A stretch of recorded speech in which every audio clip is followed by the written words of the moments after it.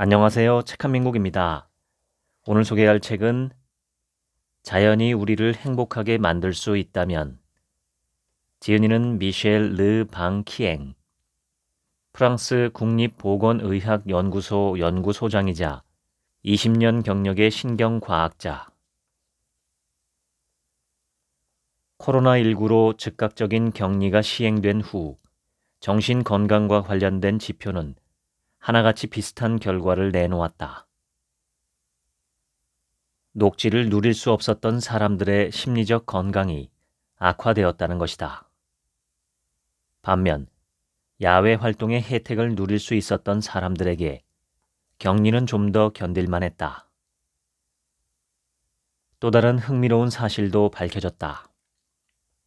정원이나 작은 꽃밭이 딸린 집에서 사는 사람들이 발코니도 없고 창밖에 시멘트 건물만 보이는 방 2칸짜리 아파트에 사는 사람들보다 평균적으로 어려운 시기를 비교적 수월하게 견뎌냈다는 것이다.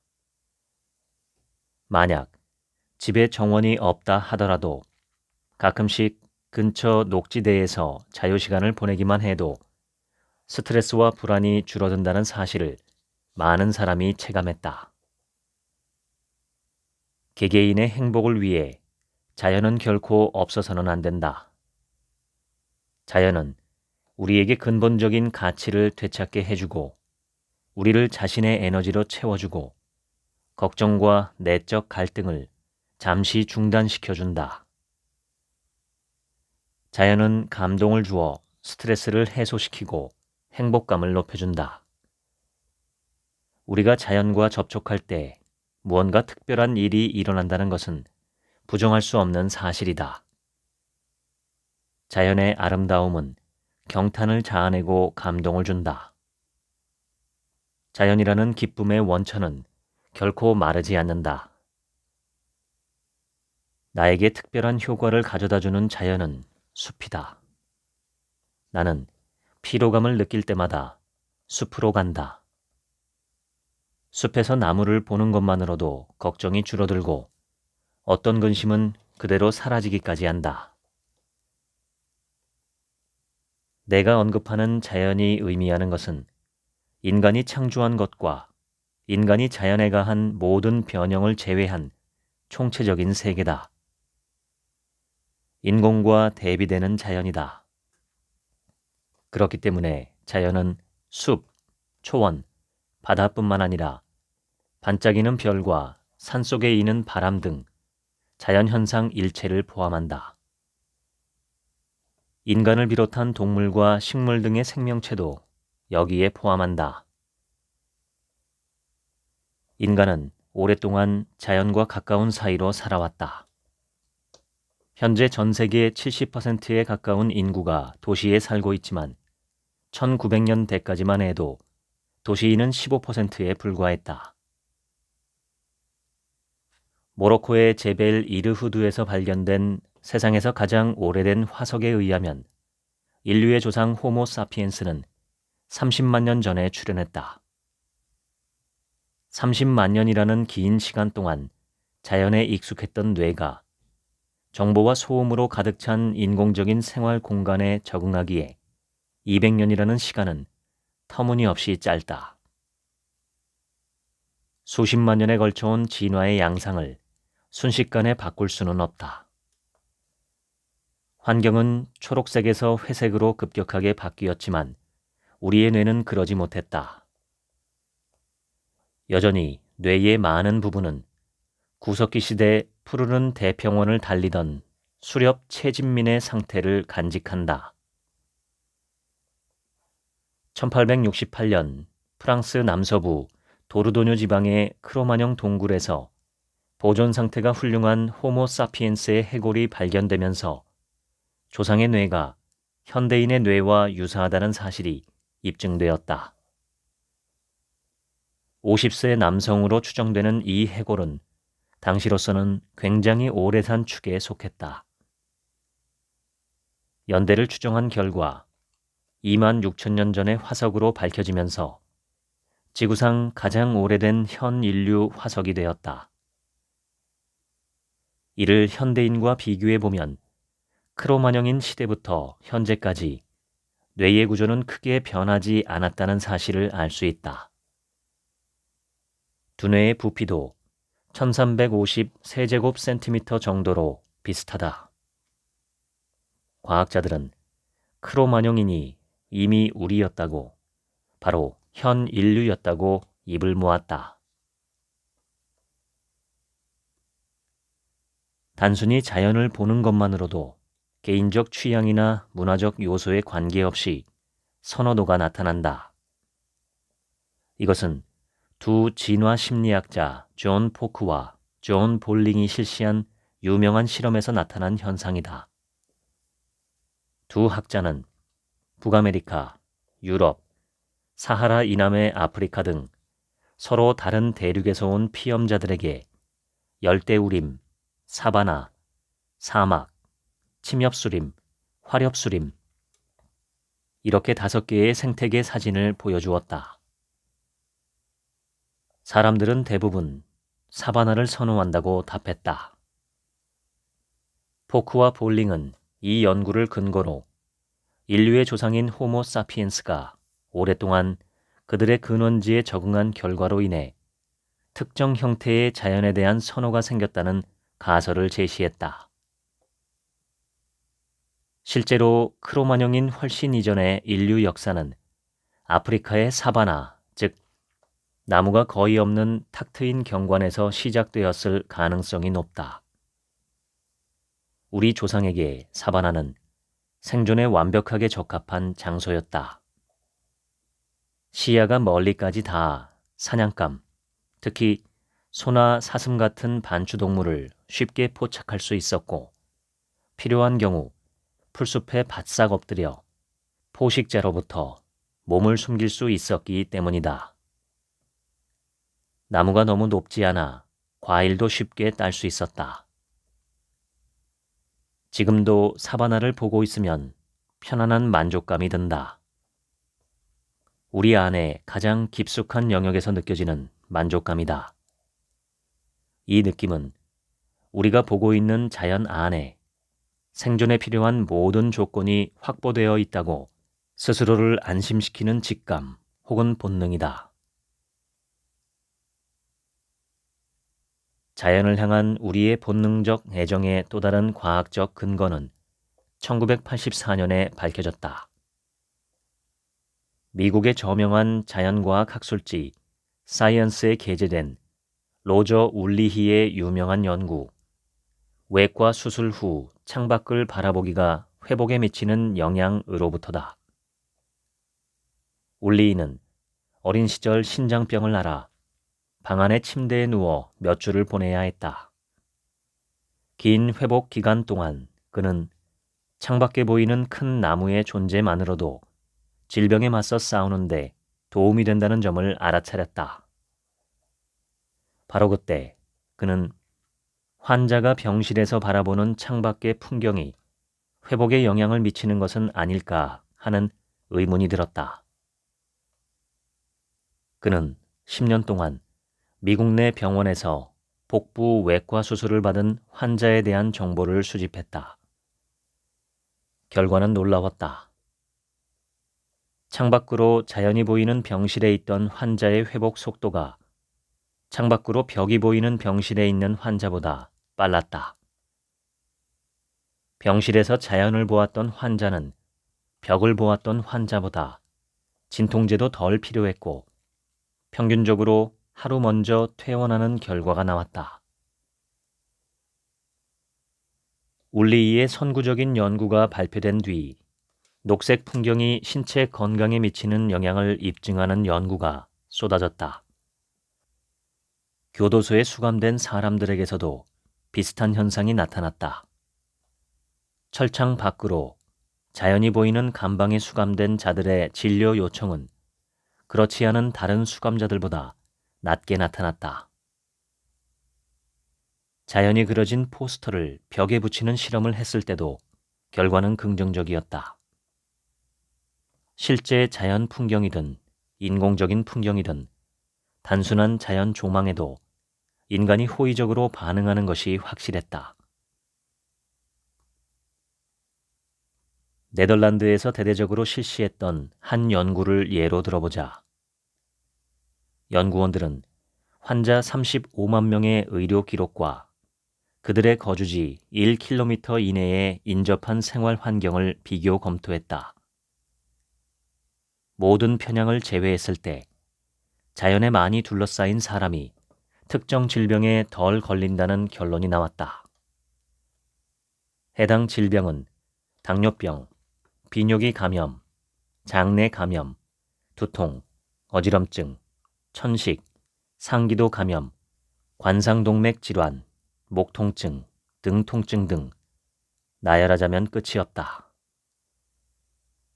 특히 주거 지역에서 자연의 효과가 두드러진다. 주거 지역에 녹지가 많을수록 주민의 정신 건강 상태가 훨씬 좋았다. 또한 거주지와 공원의 거리가 멀어지면 곧바로 정신 건강이 저하된다는 사실도 드러났다.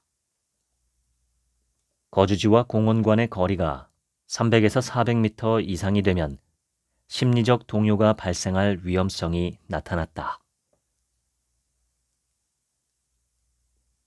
뇌신경과학 전문 국제학술지 네이처 뉴로사이언스에 게재된 최근 연구에 따르면 잠깐씩 녹지대에 자주 드나드는 것만으로도 인간은 긍정적 효과를 얻을 수 있다. 연구원들은 도시에 사는 50여 명의 피험자들에게 일주일 동안 하루에 9번씩 스마트폰으로 자신의 기분 상태를 체크해달라고 요청하고 위치 추적 기능을 통해 참가자가 낮 시간 동안 녹지대에 가는지 여부를 살펴보았다. 결과는 결정적이었다.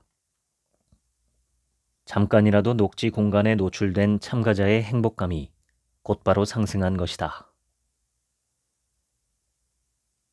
1946년 세계보건기구 WHO에 따르면 건강이란 단순히 질병이 없는 상태가 아닌 신체적, 정신적, 사회적으로 안정된 상태를 말한다. WHO에서 정의한 건강을 제대로 충족시켜 줄 수 있는 것이 바로 자연이다.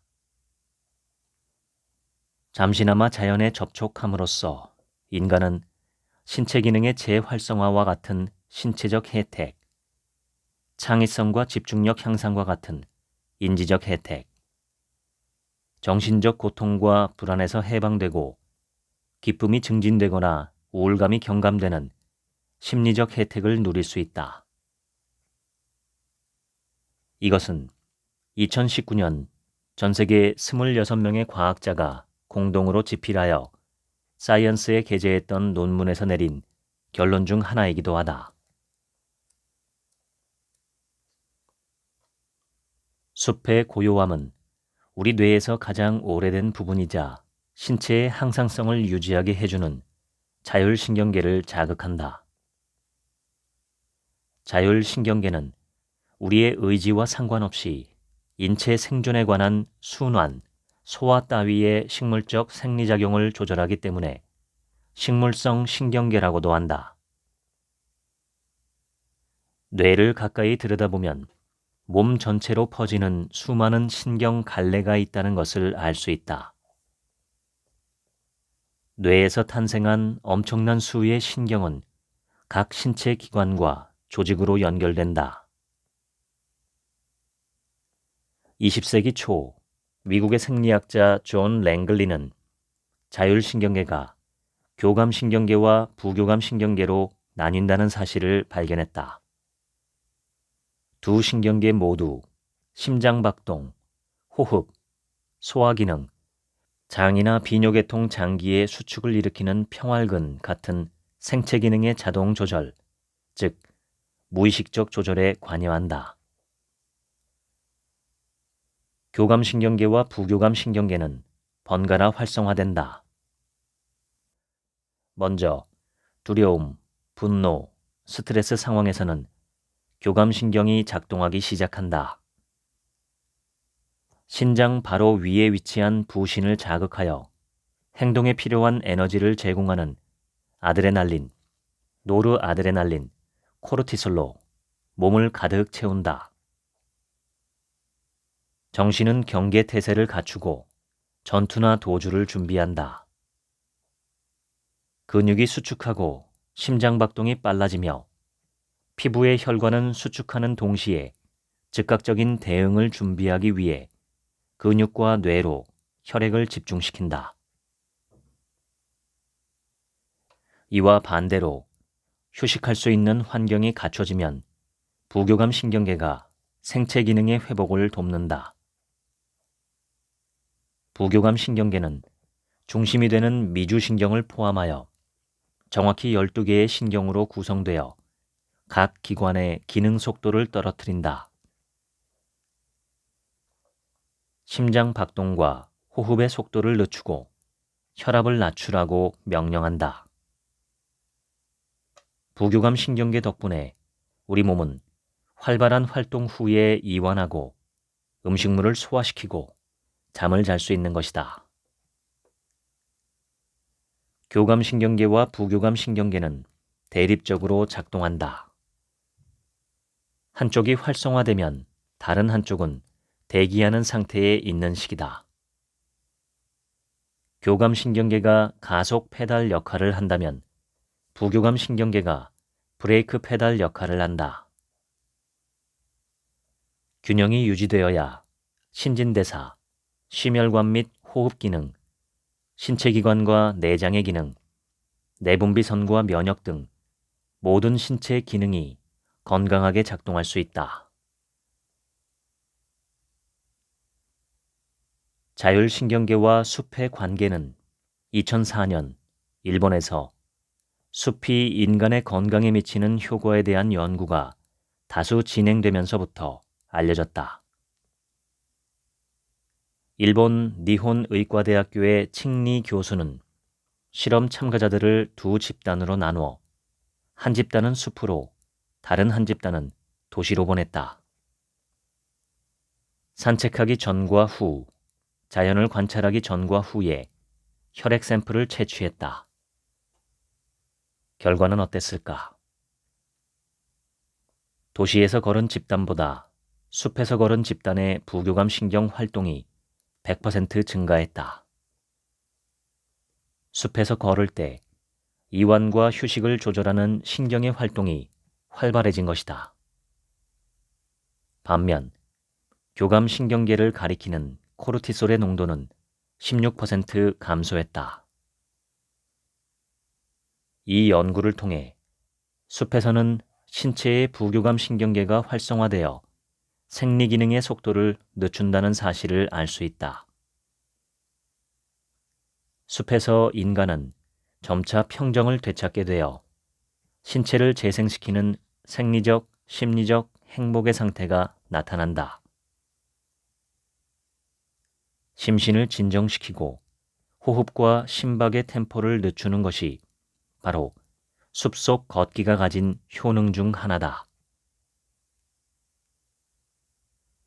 일본 학자들은 다수의 연구를 통해 도심에 노출되었을 때보다 숲에 노출되는 상태가 상대적으로 인간의 모든 요소에 긍정적이고 중대한 영향을 미친다는 사실을 밝혔다. 나이가 많은 피험자들에게서 숲의 영향은 더욱 두드러진다. 1928년 러시아 생물학자 보리스 페트로비치 토킨이 발견하여 이름을 지은 피톤치드는 나무가 공기에 발산하는 유기화합물이 혼합된 물질이다. 피톤치드는 해로운 균이나 박테리아로부터 식물을 보호하는 역할을 담당한다. 피톤치드는 우리가 사용하는 다양한 요리 재료에도 함유되어 있다. 예를 들어 마늘에 들어있는 강력한 피톤치드인 알리신은 강한 냄새와 박테리아 억제 효과로 유명하다. 일반적으로 피톤치드가 풍기는 냄새는 약한 항생제 역할을 한다고 볼 수 있다. 숲속 산책을 일종의 천연 항생제 치료라고 말하는 것도 과언이 아닌 이유다. 이러한 냄새는 우리의 감정과 기억에도 근원적인 영향을 미치는데 우리의 후각 중추가 해부학적으로 감정이나 정서를 관장하는 편도체에 가까이 위치하기 때문이다. 우리가 어떤 좋은 냄새를 맡으면 뇌에서는 평온함을 느끼는 행복 회로가 활성화된다. 예를 들어 소나무, 삼나무, 편백나무 같은 특정 나무들에서 내뿜는 향기가 인간의 행복에 강력한 영향을 미치고 심리적, 정신적 문제를 겪고 있는 환자의 고통까지 완화시킨다는 사실이 밝혀졌다. 연구자들에 따르면 이 휘발성 분자는 우리가 향을 감지하지 못할 때에도 그리고 숲을 거닐며 마시는 양만으로도 신체의 모든 재생과 이완 기능을 조절하는 부교감 신경계가 활성화되고 동시에 스트레스에 반응하는 교감 신경계를 억제한다. 바로 이러한 원리를 통해 피톤치드라고 불리는 천연 분자 집합체가 인간의 행복에 긍정적으로 작동하는 것이다. 숲의 향기가 주는 마지막 혜택은 면역계에 미치는 영향이다. 백혈구는 바람세포나 바이러스에 감염된 병든 세포를 공격하여 죽이기 때문에 NK세포 또는 자연 살해세포라고 불린다. 연구원들은 피염자들을 하루에 6시간 정도 숲속에서 걷게 하고 산책 전과 후에 혈액 샘플을 채취했다. 결과는 어땠을까?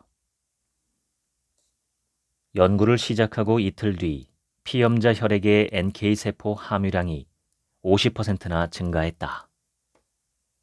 더 놀라운 건 한 달 뒤에 채취한 혈액에서도 NK세포 함유량이 높게 측정되었다는 점이다. 주말에 숲을 걷는 행위만으로 일주일 동안 면역계가 강화되고 덕분에 감기나 유행성 독감처럼 가벼운 감염병으로부터 안전할 수 있다는 것이다.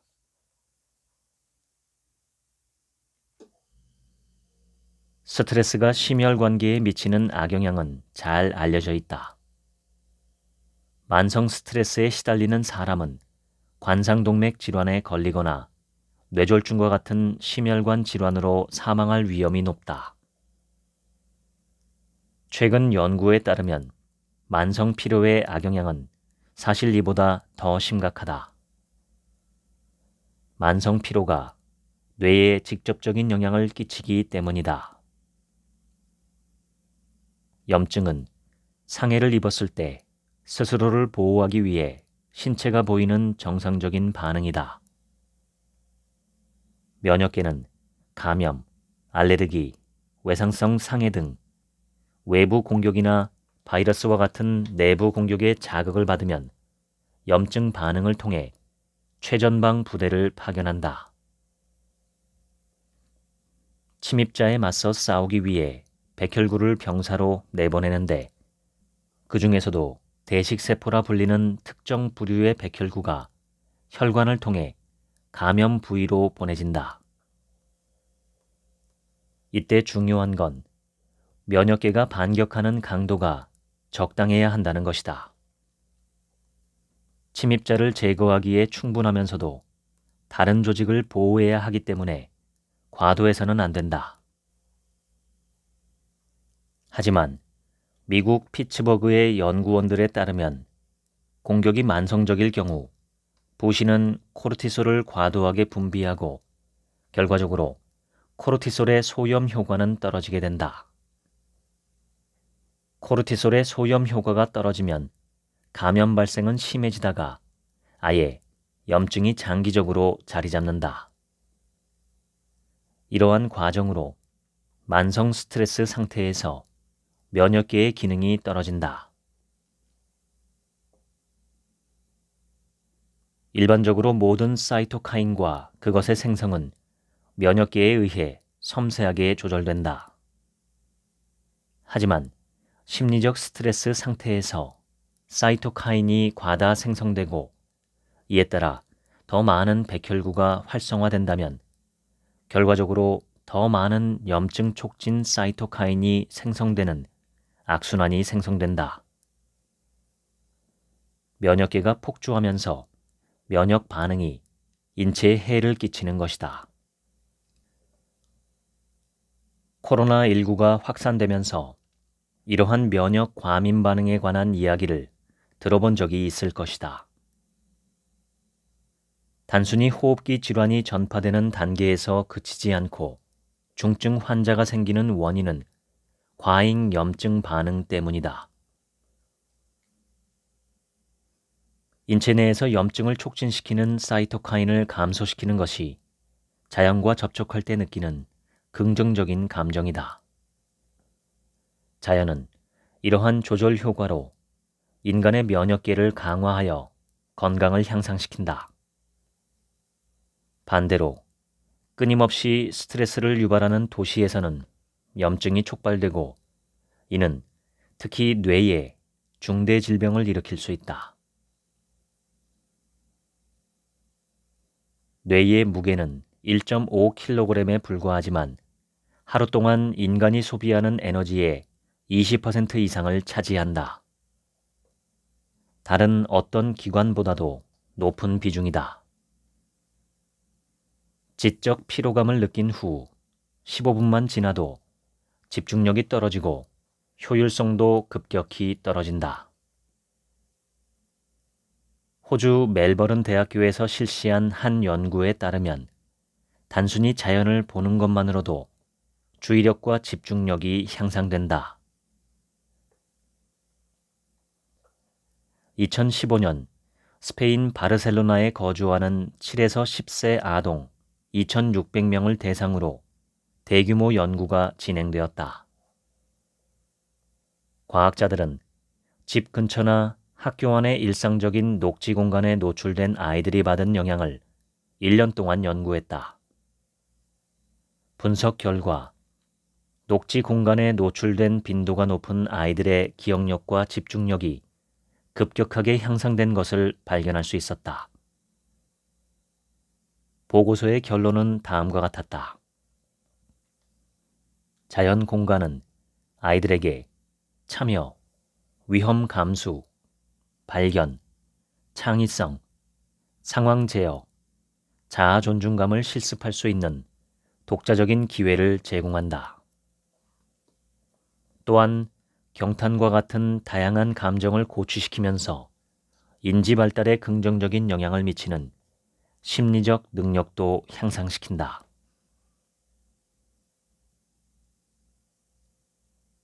정신적 반추는 반복되는 생각을 되씹는 경향을 가리키는데 이때 반복되는 생각의 대부분은 부정적인 생각이다. 심각할 경우 이러한 집착이 생각의 대부분을 차지하는 끔찍한 상황에 이르기도 한다. 정신과 의사들이 범불안장애라고 명명한 이러한 반추는 특히 우울증을 비롯한 정신질환의 발현으로 널리 알려져 있다. 스탠퍼드 대학교의 연구원들은 숲에서 1시간 정도 걸음으로써 자연의 기운을 만끽하는 것이 정신적 반추를 크게 완화시킨다는 사실을 발견했다. 미국 미시간 대학교의 레이철 캐플런 교수는 이미 1990년대에 설득력 있는 설명을 내놓았다. 캐플런 교수는 숲의 풍경이 우리도 모르는 사이 주의를 끌어 반추로부터 부드럽게 빠져나오게 한다는 가정을 제시했다. 이것은 어떠한 정신적 노력도 요구하지 않는 아주 특별한 형태의 주의력이라고 할 수 있는데 바람에 흔들리는 나뭇가지, 반짝이는 이파리의 색깔, 바람의 얕은 속삭임이 자연스럽게 우리의 주의를 끌기 때문이다.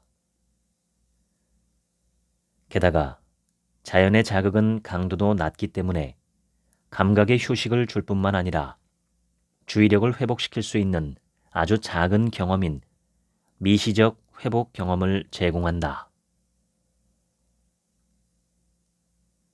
2011년 한국의 신원섭 의사는 우울증을 치유하는 숲에 대한 첫 번째 근거를 제시했다. 그는 우울증에 걸린 92명의 알코올 중독 청년을 대상으로 산림 치유 가능성을 시험했는데 결과는 희망적이었다. 무려 64%가 우울 증상으로부터 벗어나는 데 성공했는데 이는 약 50%로 추정되는 성공적인 약물 치료의 비율보다 높았기 때문이다. 한국 정부는 2012년부터 2017년까지 신원섭 의사에게 산림청장 자리를 일임했고 이 기간 동안 그는 산림치유 프로그램을 마련했다. 이를 통해 숲은 우리의 건강을 증진시켜 주는 데다 마음까지 치유한다는 결과를 알 수 있다. 자연에서 시간을 보내면 인간의 영혼은 휴식을 취하고 심리적 고통과 우울, 반추의 주요 원인은 줄어든다. 어느 날 창조성을 발휘해야 하는 순간에 상상력의 메마름을 느꼈다면 숲속 산책을 고려해 볼 필요가 있다.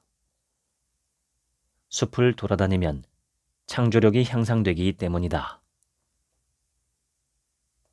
미국 유타 대학교의 데이비드 스트레이어 교수가 이를 증명했고 그의 연구는 수많은 논평을 불러일으켰다.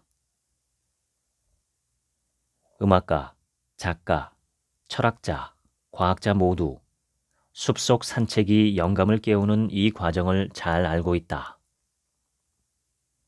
이들 중에는 일상적으로 산책을 마친 후 작업에 돌입하는 사람들이 많기 때문이다. 그들이 발휘하는 창의력의 비법이 긴 산책에 있는 건 아닌지 종종 의문이 들 때가 있다. 예를 들어 20세기 가장 위대한 물리학자 중 한 명이자 양자역학의 선구자인 베르너 하이젠베르크는 알프스 숲 산책을 유난히 좋아했는데 실제로 자연이 자신의 연구에 어떻게 기여했는지 털어놓기도 했다. 삼림역 실천을 위한 공식 권장 사항은 굉장히 단순하다.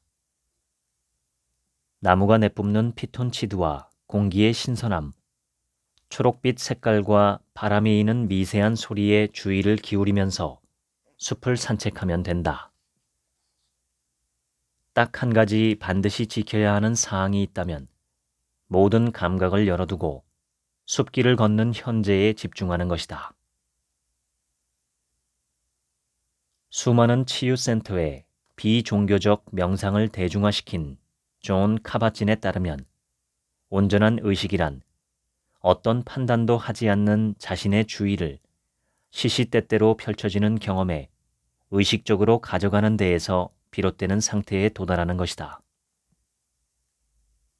달리 말하면 소리와 아이디어, 이미지, 색깔, 향기, 기억, 고통, 이완, 행복 등 자신의 내면과 외부에서 일어나는 일을 관찰하고 깊이 느끼는 수행이다.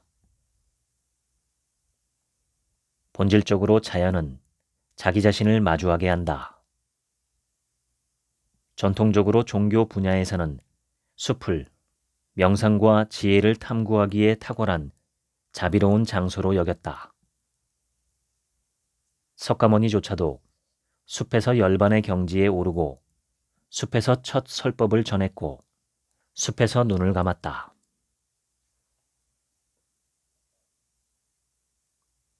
바다가 만드는 풍경이 안정감을 주는 이유는 무엇일까?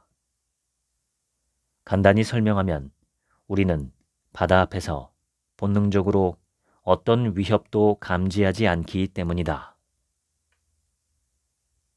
위협적인 자극에 즉각적으로 반응하는 정신적 안전 초소인 편도체는 안심을 주는 환경에서 완전한 휴식을 취한다. 편도체는 감각에서 뻗어나오는 신경 섬유의 10%를 받는 중요한 영역이다. 보통대로라면 예상치 못한 광경을 목격하거나 불안한 소리를 듣는 등의 자극은 감각이 포착한 메시지가 반드시 거쳐야 하는 시상을 경유한다. 그 다음 시각, 청각 등 각각의 자극에 적합한 피질로 전달되어 그곳에서 평가되고 해석된다. 하지만 최근 연구원들은 시상에서 받은 메시지의 극히 일부가 피질을 거치지 않고 곧장 편도체로 전달된다는 사실을 발견했다. 그로 인한 결과는 굉장히 놀랍다. 우리는 일단 먼저 놀라서 펄쩍 뛴 반응을 보인 다음 놀라게 만든 대상을 인식한다는 것이다. 도시 안에서 편도체는 우리도 모르는 사이에 끊임없이 자극을 받는다. 단지 도시에 살았다는 이유만으로 편도체는 치료할 수 없을 정도로 손상되기도 한다. 어릴 때 몇 년간 도시에서 살다가 농촌으로 이사한 사람에게서도 같은 현상이 발견된다. 그들이 농촌으로 이사한 후에도 편도체는 오랫동안 아주 작은 스트레스에도 경보를 울렸다. 따라서 도시는 인간의 행동 방식에 영향을 미칠 뿐만 아니라 뇌에 가해지는 스트레스 강도마저 변형시킨다고 할 수 있다. 농촌보다 도시에서 신경질환의 발병 위험이 높은 것도 아마 이러한 이유에서일 것이다. 바다를 바라볼 땐 경계 상태가 활성화되지 않기 때문에 편도체가 평온을 되찾고 쉴 수 있다. 바다 앞에서 뇌는 무의식적으로 어떠한 위험도 없음을 알아차리고 휴식을 취하기 시작한다. 태아기와 성인의 건강 사이에 잠재적 연관성을 밝히기 위한 수많은 연구가 있었다. 특히 임신 7주부터 20주 사이에는 신체적 쾌락이나 고통뿐만 아니라 행복과 스트레스를 전달하는 신경이 태아 안에서 거의 완전한 상태로 구축된다는 사실이 이미 밝혀졌다. 이때 태아와 엄마 사이, 태아와 환경 사이에 풍부한 교류가 일어나고 이러한 교류는 태아의 인생 전체에 결정적인 영향을 미친다. 물에 둥둥 떠 있을 때 느끼는 육체적, 정신적 행복은 과거의 엄마 품에서 느낀 긍정적 경험이 저 멀리에서 메아리쳐 오는 것이다. 본능적으로 친근하고 물에 끌리는 이유는 인간이 물에서부터 기원하여 물 밖으로 나와 살기 때문일지도 모른다. 미국 국립정신건강연구소의 연구원 존 릴리는 뇌신경 과학자 및 정신의학자로 인간의 부유 상태를 관찰하기 위해 1954년 특수한 장치를 고안했다.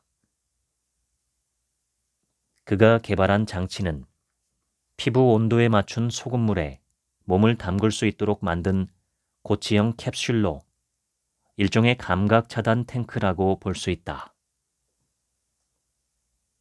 릴리는 모든 외부 영향이 차단된 환경에서 사람의 뇌에 어떤 일이 일어나는지 연구하기 위해 감각 차단 탱크를 고안했다. 탱크 안에서는 빛과 소리가 완벽하게 차단되고 몸은 진공 상태처럼 물에 둥둥 떠오르며 깊은 이완 상태에 빠진다. 릴리의 첫 번째 실험은 과학계를 충격에 빠뜨렸다. 탱크 안에서 몇 시간을 보낸 피험자 모두가 수면이나 혼수 상태에 빠지지 않았다. 일부 피험자는 오히려 그와 반대로 또렷한 정신 상태로 경탄하면서 탱크 밖으로 나왔고 자신들이 극단적 이완 상태에 도달하여 강렬한 환시를 경험했다고 주장했다. 실험의 주최자였던 존 릴리 역시 장치 안에서 이러한 내적 여정을 겪었고 강렬했던 당시 경험은 그의 인생을 바꿨다. 릴리는 이내 과학 연구를 포기하고 1980년대 뉴에이지 음악의 대가가 되었다. 고요하고 텅 빈 공간에서 몸이 부유할 때 뇌는 휴식을 취하는 에너지 절약 모드로 돌입한다고 생각할 수 있지만 사실 정반대의 현상이 일어난다. 휴식을 취하는 동안에도 뇌는 강렬한 무의식적 활동이 활개를 치는 공간이 된다. 이 사실은 2001년 미국 워싱턴 대학교 신경학과 교수 마커스 라이클이 발견했다. 라이클은 존 릴리가 발명한 감각 차단 탱크를 활용하지 않고 피험자들을 기능적 자기공명 영상 장치 fMRI로 촬영하여 데이터를 기록했다. 피험자들이 사전에 받은 지시는 딱히 무언가를 생각하지 말라는 것이 유일했다. 기록을 분석하던 라이클은 한 가지 눈에 띄는 현상을 발견했다. 피험자들의 거대한 뇌 활동 파동이 뇌의 넓은 영역망을 관통하는 것이었다. 이 파동은 10초에 한 번씩 잇따라 일어나고 대개 같은 영역에서 생성되었다. 뇌의 앞쪽에 있는 전두엽과 뇌의 양쪽 옆면 부분이었다. 몸이 휴식 상태에 들어가면 두 영역이 일제히 깜빡거리는데 멀리 떨어져 있음에도 동시에 깜빡거리는 것을 보면 서로 연결된 하나의 조직망에 속한다는 사실을 알 수 있다. 두 영역을 잇는 연결망은 우리의 주의가 외부 자극으로 향하지 않을 때에만 작동하기 시작한다. 라이클은 뇌 안에 있는 이 고속도로를 디폴트 모드 네트워크라고 명명했다.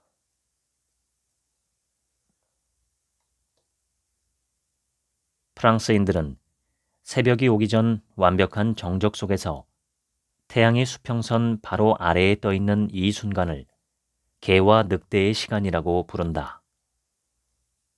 날씨가 좋고 오염도 없고 수평선도 탁 트여야 하는 등 여러 조건이 맞아야만 감상할 수 있는 경관이라서 도시에서는 좀처럼 보기 힘들다. 쉽게 볼 수 없는 파란색으로 가득 찬 하늘에서 깊은 색감의 이미지를 포착할 수 있기 때문에 특히 사진 작가들이 좋아하는 순간이기도 하다.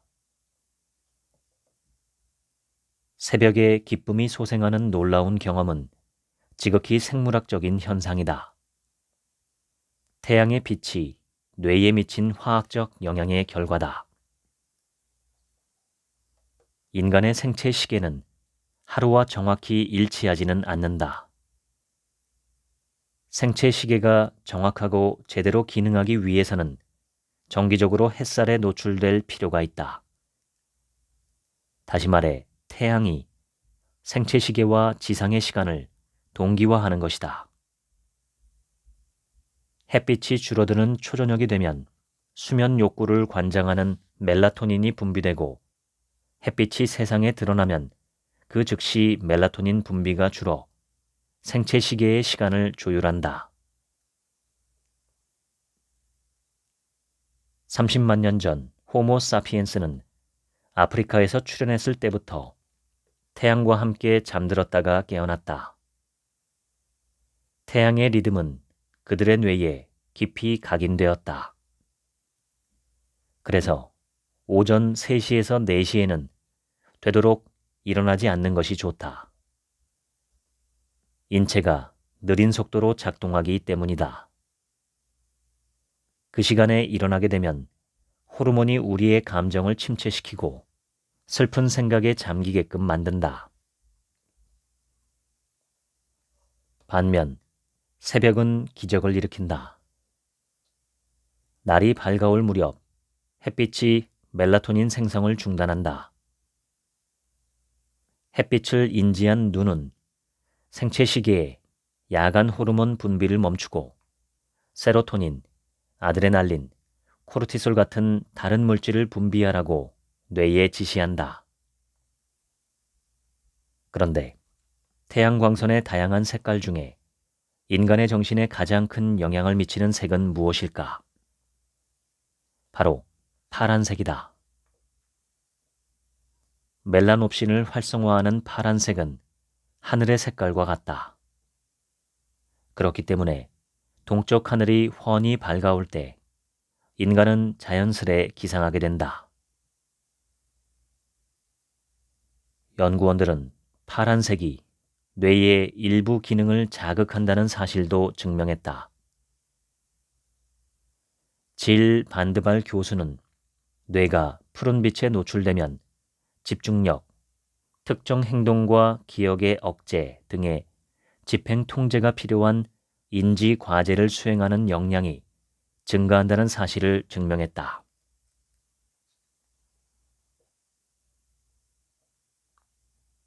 인간은 오랫동안 식물을 수동적이고 감각이 없는 하등한 생명으로 인식했다.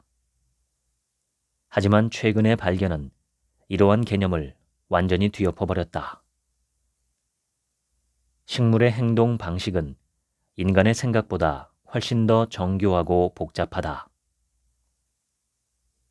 예를 들어 아카시아처럼 휘발성 물질을 방사하여 가까이에 있는 동종 식물이나 동물과 화학적으로 소통하는 식물도 있다. 땅속에서는 균류의 균사가 나무들 사이를 잇는 복잡한 그물망을 짠다. 식물이 동물보다 덜 진화한 생물이라는 생각은 고루한 발상이다. 식물이 고유한 방식으로 환경을 해석하는 능력을 갖춘 예민한 존재임을 부정할 수 없다. 빛을 감각하는 식물의 능력을 예로 들어보자. 식물은 눈도 없고 뇌도 없지만 표면 전체에 수많은 광수용체, 즉 빛을 흡수하는 색소가 있다. 식물은 푸른빛의 노출 정도에 따라 형태가 바뀌고 더욱 견고해진다고 할 수 있다. 식물의 시력은 식물의 생장과 연관될 정도로 굉장히 섬세하다. 나아가 식물은 자신을 둘러싼 환경의 습도, 광수용체 크립토크롬이 인지하는 자기장, 전위의 기울기, 화학적 기울기, 중력 등 적어도 20가지 정도의 물리적 요인과 화학적 요인을 지각할 수 있다고 알려져 있다. 눈도, 코도, 귀도 없는 식물이 보고 느끼고 외부 세계에 반응을 할 수 있다는 말이다. 지금으로부터 3억 7,500만 년 전 지구에 최초로 번식했던 생물이 식물이었다는 사실을 기억해두자. 인간의 뇌와 식물 간의 상당한 생물학적 차이에도 불구하고 몇 가지 명백한 사실에 근거해서 인간의 뇌를 식물성 기관으로 볼 수 있다. 신경과학은 뇌와 식물의 유사성을 완벽하게 증명한다. 뉴런을 복잡한 조직망으로 얽혀있는 자잘한 식물들로 여기면서 인간의 뇌를 하나의 거대한 식물로 본다. 시냅스는 뇌의 갖가지 기능을 매개하는 가장 기초적인 단위라고 할 수 있다. 각 뉴런에서 발생한 전기 신호로 인해 신경 전달 물질이 분비되고 이 신경 전달 물질은 다른 뉴런에 존재하는 수용체에 결합하여 화학적인 신호를 전달한다. 시냅스는 정지되어 있는 상태가 아니다. 전달되는 전기 신호에 따라 끊임없이 재정비된다. 시냅스의 존속 혹은 제거는 주변으로부터 받는 신호에 반응하는 세포의 활성화에 달려있다. 뉴런이 반응하면 시냅스는 더 강해지고 신경 전달에 필요한 단백질 생성을 증가시킨다. 결과적으로 같은 뉴런에 반응하는 역량이 확대된다. 태아는 뇌에 1천억 개의 뉴런을 갖고 태어나며 이 뉴런을 평생 동안 유지한다. 각각의 뉴런에는 1만 5천 개의 시냅스가 연결된다. 생애 초기 중에서도 태어난 첫 해에는 시냅스 사이에 수많은 연결이 예측 불가능하게, 불필요하게 다량 형성된다. 그러다 점차 동시에 활성화되는 뉴런의 연결만 유지되고 나머지 연접은 제거된다. 동시 활성화되어 연결된 뉴런만 남게 되는 이 현상을 시냅스 가지치기라고 부른다. 시냅스 가지치기는 인간의 전 생애에 걸쳐 발생하지만 유아기와 사춘기에 한 번씩 강도 높게 일어난다. 시냅스 제거가 신경망의 효율을 높이고 덩달아 뇌의 능률은 올라가기 때문에 이 시기의 성장은 결정적이라고 할 수 있다. 숫자는 줄어들지만 가지치기로 훌륭한 시냅스만 남게 되는 것이다. 인간이 장년기에 이르면 끊임없는 성장과 시냅스 가지치기의 결과로 뇌에 복잡하고 독특한 수목형 구조가 형성된다.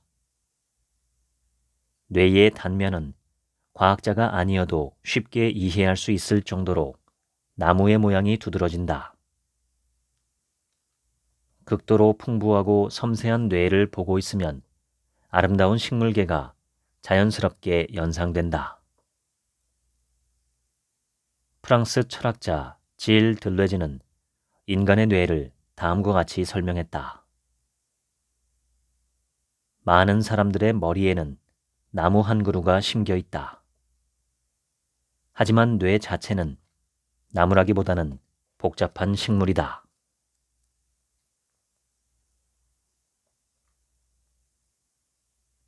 동물의 존재 자체가 인간에게 주는 심리학적 혜택은 부정할 수 없을 만큼 명백하다.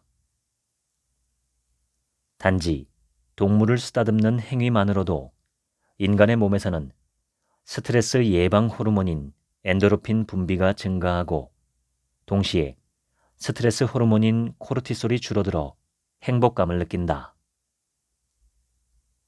최초의 동물 치료는 1900년대 초까지 거슬러 올라간다. 당시 미국의 한 항공기 조종사 의료센터에서 조종사들의 회복을 앞당기고 사기를 북돋을 목적으로 센터 내에 개를 배치했다. 이 방법은 오늘날까지도 이어진다. 반려견의 존재는 자폐증 환자뿐만 아니라 외상 후 스트레스 장애를 겪는 사람들에게도 긍정적인 효과를 준다고 보고되었다. 동물과 함께 있을 때 인간의 정신 건강이 향상되는 이유는 무엇일까? 최초로 납득할 만한 설명을 내놓은 사람은 세계적으로 권위 있는 미국 생물학자이자 하버드 대학교 교수인 에드워드 윌슨이다. 그의 설명은 바이오필리아, 즉 인간 본능에 내재한 자연에 대한 친화력에 기초한다. 그의 설명은 바이오필리아, 즉 자연 친화, 인간의 본능에 내재한 자연에 대한 친화력에 기초한다. 바이오필리아 이론에 따르면 오래전부터 동물은 인간에게 자연의 위험을 감시하는 진정한 파수꾼으로 이용되었다. 진화론적 관점에서 볼 때 반려동물의 행동을 주의 깊게 관찰하는 행위는 인간 생존 확률을 더욱 높여주었다. 더욱 놀라운 건 동물과 눈을 마주치는 것만으로도 인간의 몸에서는 특정 호르몬 반응이 일어난다는 사실이다. 인간이 타인에게 공감할 때 시상 하부에서 분비되는 호르몬인 옥시토신에 대해 들어본 적이 있을 것이다. 타인의 존재로부터 인간이 자연스럽게 느끼는 불안을 감소시킨다는 점에서 서로에 대한 신뢰와 안정감과 관련이 있는 호르몬이다. 옥시토신은 타인의 말을 듣고 공감하는 행위를 포함해 협력과 상호작용을 돕는다. 사이언스에 게재된 한 일본의 논문에 따르면 인간과 개가 서로 눈을 바라볼 때 인간과 개의 뇌에서 모두 옥시토신 분비가 증가하여 둘의 관계가 강화된다고 밝혔다. 일본 과학자들은 눈을 바라봄으로써 형성되는 관계 형성의 작동 원리가 인간이 3만 년 전부터 개를 단짝 친구로 길들이는데 효과적으로 작용했다고 말한다. 수만 년 동안 개는 인간과의 눈맞춤으로 관계를 강화했고 인간의 의도를 상상하는 능력을 키워왔다. 개의 존재가 인간의 진화에 큰 영향을 미쳤다는 사실을 잊지 말자. 반려동물은 특히 노인이나 시각장애인, 자폐증 환자들의 곁에 있을 때뿐만 아니라 아이들의 정서 발달 시기에도 그 존재감이 두드러진다. 오늘날에도 인간과 개의 관계는 여전히 가깝다.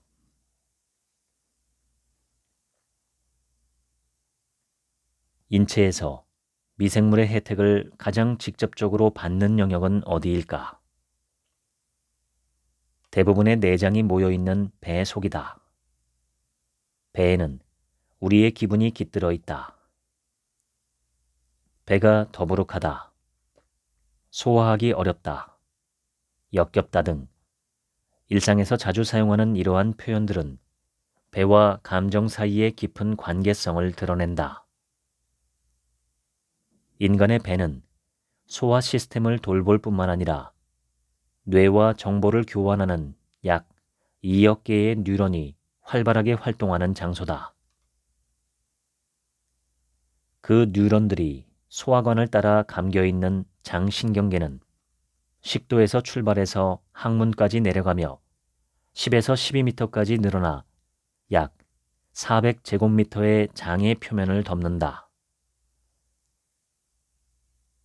배와 내장에서 나온 정보는 주로 미주신경이라는 중추신경에 전달된다. 이 신경이 방랑한다는 뜻의 미주라는 이름이 붙은 이유는 인체에서 가장 길고 넓게 퍼져 있기 때문이다. 미주신경은 머리에서 시작해서 목을 지나 폐에 머물렀다가 심장을 지나 복부까지 내려온 다음 복부의 소화기관에 분포한다. 스트레스를 느끼면 장신경계는 예민해진다. 머리 안의 뇌와 배 속의 뇌는 혈액을 통해 간접적인 방식으로 소통하기도 한다. 과학자들은 장신경계가 혈액의 순환을 통해 뇌에 결정적인 신경 전달 물질을 흘려보내는 화학 공장과 같다는 사실을 알아차렸다. 특히 장신경계는 인체 내 세로토닌의 95%를 분비한다. 세로토닌은 행복 호르몬이라고 불리기도 한다. 침울, 우울, 불안한 기분은 정상 수치보다 낮은 세로토닌 분비율과 관련이 있다.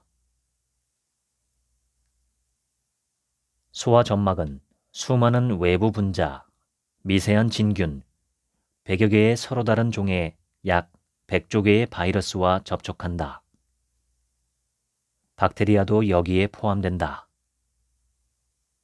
이러한 미생물 생태계 일체를 장내 미생물 군집 혹은 줄여서 장내 미생물이라고 부른다.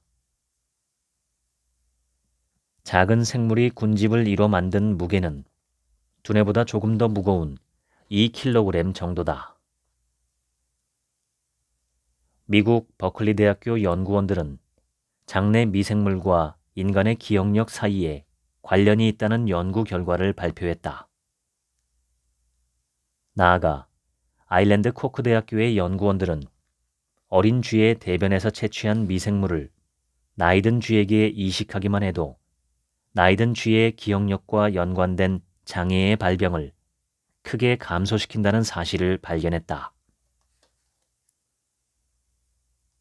과도하게 청결한 생활 방식은 아이들이 좋은 미생물과 접촉할 수 있는 기회도 줄어들게 만들었다. 영국인 17,400명의 건강 데이터베이스를 연구한 영국 전염병학자 데이비드 스트라차는 각 가정의 막내들이 형제 자매들보다 비염이나 알레르기, 습진에 덜 걸린다는 흥미로운 현상을 발견했다. 스트라차는 형제들보다 어린 막내들이 밖으로 나가 노는 시간이 더 많아 박테리아의 빈번히 노출되기 때문에 장내 미생물이 많이 형성된 것이고, 이는 특정 질병에 걸릴 확률을 낮춘다고 보았다. 1990년경 농장에서 사는 아이들을 대상으로 실시한 다수 연구는 스트라찬의 엉뚱한 가설에 확증을 더했다. 농장의 동물로부터 병원체에 빈번하게 노출되는 아이들은 꽃가루 알레르기 등 질환을 덜 앓았다. 연구원들의 주장에 따르면 생물 다양성이 높은 자연에서 미생물에 노출된 아이들은 알레르기와 천식, 자가 면역 질환에 덜 걸린다고 했다. 종합 결과, 인간이 미생물로부터 지나치게 멀리 도망가려고 하면 할수록 면역계는 점점 쇠약해진다고 할 수 있다. 단순한 정원 가꾸기, 삽질하기, 축축한 땅에 냄새 맡기만으로도 기분에 영향을 미치는 미생물과 접촉해 행복해진다. 아이들에게 자연과의 접촉은 더욱 중요하다. 아이들이 야외로 나가 놀면서 흙과 모래를 손으로 만지고 나무에 기어 올라가도록 그냥 내버려 두자. 손과 혀와 얼굴을 통해 자연을 맛보고 직접 느끼면서 평생 동안 균형 잡힌 장내 미생물을 키워나갈 수 있다. 아이들이 가끔 흙으로 옷을 잔뜩 더럽히기를 진심으로 바란다. 자연이 신체와 뇌에 주는 최고의 선물이니까. 지금까지 자연이 우리를 행복하게 만들 수 있다면 읽어드렸습니다. 오늘 하루치 생각은 없습니다. 감사합니다.